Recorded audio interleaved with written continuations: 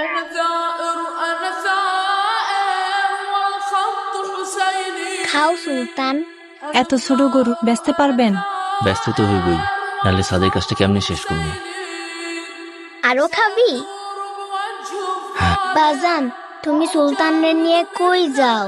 তোমার জন্য ঈদের জামা আনতে শহরে যাই। সত্যি তো? আমার জন্য লাল জামা নিয়ে আইবা। আচ্ছা মা। والخط حسيني والخط حسيني هم كانوا ভাই এইটাই না ছোট গরু ছোট পিকাবে?